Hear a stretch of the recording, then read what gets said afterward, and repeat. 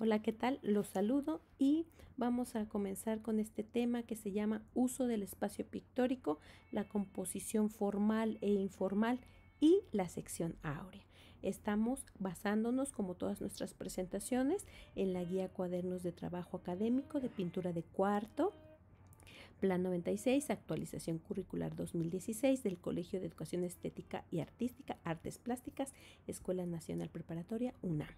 Bueno, vamos a ver primero que nada la composición. Cuando hablamos de composición hay que pensar en el acomodo de los elementos dentro de un espacio pictórico. Es un orden, es una estructura invisible que se asigna a cada uno de los elementos que integran la pintura. Aquí les puse esta pintura de Edvard Munch que se llama El Grito y es del periodo expresionista. Fíjense que cada elemento está aquí conformado en un espacio específico. Aquí tenemos a la persona que está gritando, la persona principal, tanto por el tamaño, por la posición en donde está. Acá atrás vienen dos personas caminando. Este es un puente, se ve aquí la perspectiva. Y la parte de atrás sería el fondo. Pero esta composición precisamente se trabajó dejando al elemento principal en medio. Y acá vienen las otras personas. Lo importante es este acomodo visual que va a tener una pintura para poder ser representada y para que el espectador vea los elementos según su importancia. Entonces, bueno, vamos a iniciar con esto de composición, de manera que la composición va a poder ser formal o informal. La composición formal sigue un orden geométrico basado en líneas y formas construidas matemáticamente. Esta composición formal, aquí este ejemplo que les puse es de un cuadro de Piet Mondrian, es del periodo de Stiegel o neoplasticismo y es una composición en rojo, amarillo, azul, blanco y negro. Es de 1921. Entonces aquí tenemos un ejemplo clave de una composición formal. Otro ejemplo de composición formal lo vamos a tener en esta pintura de Víctor Vasarely, pintada en 1969 con el estilo artístico del op art o arte óptico. Esta es una pintura abstracta, está hecha con acrílico y mide 200 por 200 centímetros. Entonces, esta composición formal nuevamente decimos que se compone de líneas estructurales que parecen construidas de manera rígida. Las líneas estructurales guían la forma del diseño. El espacio queda dividido igual o rítmicamente. Las formas quedan organizadas de forma regular, como por ejemplo una repetición de elementos, una gradación, que es el caso de este ejemplo, una gradación que va de mayor a menor y da esta sensación también de que aquí está, pues más, aquí viene el volumen, ¿no? Y va por todos los lados para que forme este círculo, esta esfera, ¿no? Probablemente, y con esta textura de repetición de cuadros del más grande al más pequeño. Entonces, esto puede ser un ejemplo de una composición formal. Otro ejemplo de composición formal lo tomamos nuevamente del arte óptico de Vasarely también. Esta composición también es de 200 por 200 centímetros, pertenece al arte abstracto, es una pintura hecha con acrílico. Entonces esta composición formal como orden básico para ubicar y acomodar los elementos en el espacio pictórico utiliza ejes que son las líneas rectas, por lo general una horizontal y una vertical, sobre las cuales se colocan las formas que trazamos en el espacio pictórico. Y aquí colocaron, pues, o colocó este artista, pues cuadrados que van del menor con otra vez el ejemplo de gradación aquí presente, ¿no? Del más pequeño al marco más grande. Otra composición formal, pero con otro estilo, otra pintura, es esta del siglo XV, de Bellini, que se llama Madonna y el Niño. Observa la figura de la Madonna, que está ubicada exactamente a la mitad del cuadro, en un eje vertical, imaginario. Estas líneas, recuerden, estas líneas blancas son imaginarias nada más. Y es para que veamos cómo está hecha con estos ejes. Este se va a llamar eje vertical y estas se van a llamar eje horizontal. Y está acomodado justo en medio. Entonces este es un ejemplo de una composición formal en este tipo de pinturas. Vamos a ver cómo está justo a la mitad en un eje vertical imaginario, y en los pies también vamos a poder encontrar el eje horizontal sobre el que se apoya la Virgen. Este es otro ejemplo donde vamos a tener una composición formal. Esta pintura es prácticamente simétrica, como si pusiéramos un espejo, y de un lado y del otro están los mismos elementos, los mismos personajes, las mismas personas, y al igual que aquí abajo. Entonces, colocando una línea imaginaria de forma que se llamaría eje vertical y eje horizontal, en estas partes vamos a encontrar una pintura con una composición formal. Esta pintura se llama Ognissanti Madonna, de 1306 a 1310, pintada por el italiano Giotto. Otro ejemplo de una composición informal, pero ya viniéndonos a 1910, estamos viendo una composición de Vasily Kandinsky que se llama Primera Acuarela Abstracta. Mide 49.6 por 64.8. Se encuentra en París y es abstracción lírica. En esta composición informal vemos que se guía el artista por el instinto y el sentimiento de él para ubicar los elementos del lenguaje pictórico sobre este espacio bidimensional. Otra composición informal la podemos encontrar en esta pintura de Joan Miró, que pertenece también a la pintura abstracta, que se llama La sonrisa de alas flameantes.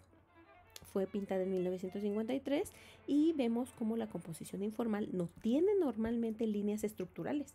La organización de todos estos elementos es libre, es indefinida. Se encuentra por lo general en el contraste de todos estos elementos. Y bueno, aquí vemos diferentes elementos, diferentes pesos visuales. Unas son líneas delgadas, otros son elementos completamente pintados que dan pesantez. Estos elementos delgados dan livianidad, ¿no? Aquí tenemos una estrella que también está colocada en la parte de abajo y en otro tono, este es un color azul. Entonces todos los elementos van a estar colocados ahí, sí, conforme el artista haya hecho su composición, y se va a considerar una composición informal.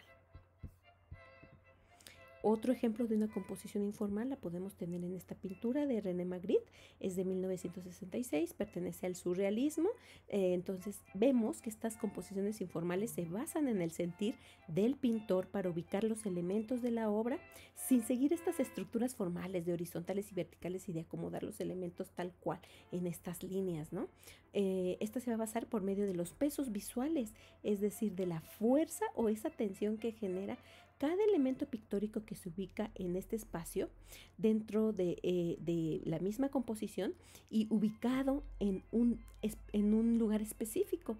El tamaño también va a ser muy importante, la forma que tenga el objeto también dentro de este espacio pictórico va a ser muy importante, el uso y la cantidad del color que también se utilice va a ser importante. Entonces todo ello va a estar relacionado.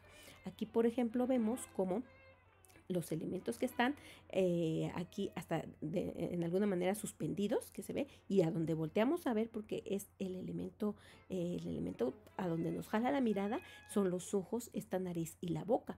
Sin embargo, vemos que también en esta composición informal, la mayor parte del cuadro se lo lleva esta montaña azul, esta montaña con con estos tonos azules. Aquí está otra y aquí está otra, dando esa sensación de profundidad, aclarando más el que está ya más cercano al cielo. Y en el primer plano vemos esta tierra que, bueno, por el color también llama la atención, aunque es menos el espacio pictórico que ocupa dentro de esta composición en cuanto a proporción. Pero este es otro ejemplo entonces de una composición informal. Ahora, En cuanto a puntos áureos, otra estructura que se origina a partir de la división matemática del espacio pictórico es la que se obtiene mediante una segmentación de tercios iguales, tanto vertical como horizontalmente, de manera que que se obtengan unos puntos que son estos de aquí áureos, es decir, son puntos de atención en donde se interceptan las líneas horizontales y verticales, y es donde comúnmente cuando los pintores utilizan algún punto áureo, colocan el elemento principal en esta posición, o en esta, o en esta, o en esta.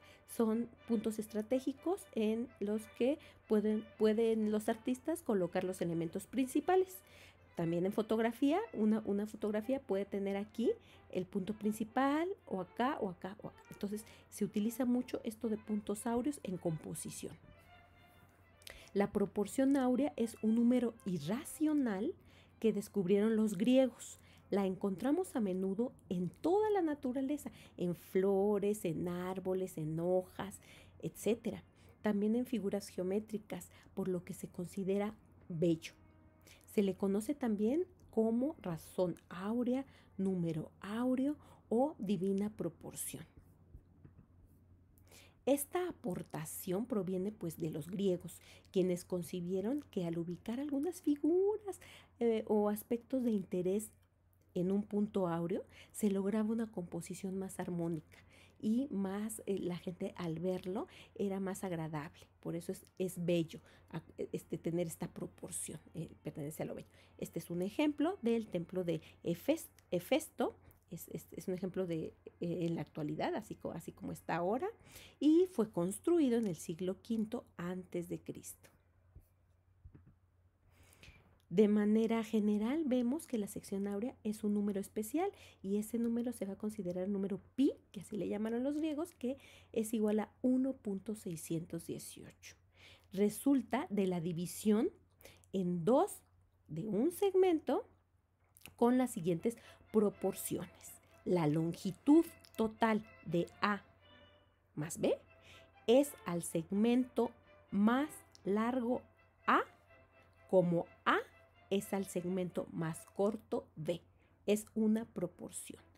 Esta misma proporción reflejada aquí la vamos a observar repitiendo el rectángulo áureo para que forme el espiral, que lo vamos a encontrar muy a menudo en muchas pinturas de artistas que utilizaron esta espiral áurea. Aquí la vemos, y aquí vemos un rectángulo. Este es otro rectángulo que se forma, este es otro rectángulo que se forma, este es otro rectángulo, otro rectángulo, otro rectángulo, y por último otro rectángulo. Entonces aquí está, y esto se obtiene trazando rectángulos áureos y marcando una espiral que de hecho se encuentra en la naturaleza, como ya habíamos dicho, es armónica y fluida. Entonces, cuando utilizamos este tipo de estructuras para pintar un cuadro, lo primero que hacemos es pues un boceto para visualizar si se cumple con el resultado que queremos lograr.